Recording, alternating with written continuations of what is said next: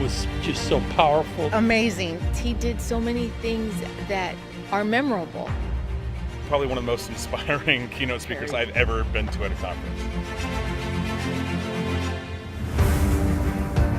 The keynote opens their mind to the idea. They're excited and inspired, and they believe that they can do more and achieve more in life, but they need a plan.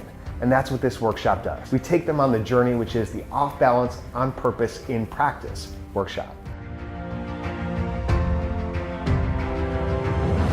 You had to move your focus and your concentration from one thing to another and back again. This is the essential leadership discipline and skill, is to be able to place your focus where you want it. I could redesign this infrastructure of my life in such a way that my choices in one area support choices in other areas. Change is difficult, so in order to actually learn something new and do something with it, you first have to have an experience. You need to be inspired. Your mind is open and you're observing something or hearing something maybe differently than you ever have before.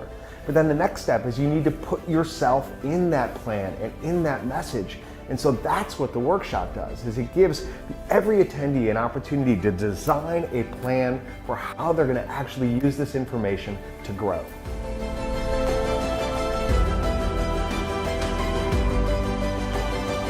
You have to let go in order to even have a chance of getting a grip. That's where growth is in that posture of leaning in and wondering and asking and trying and struggling. And when you limit yourself to what's comfortable, you deny yourself what's possible.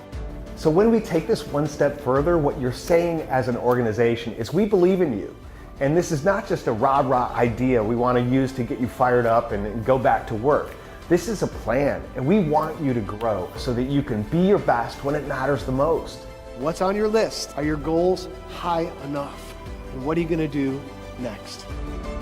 The keynote experience is an incredible event, but the keynote followed by this workshop can become a launching pad for true change and transformation.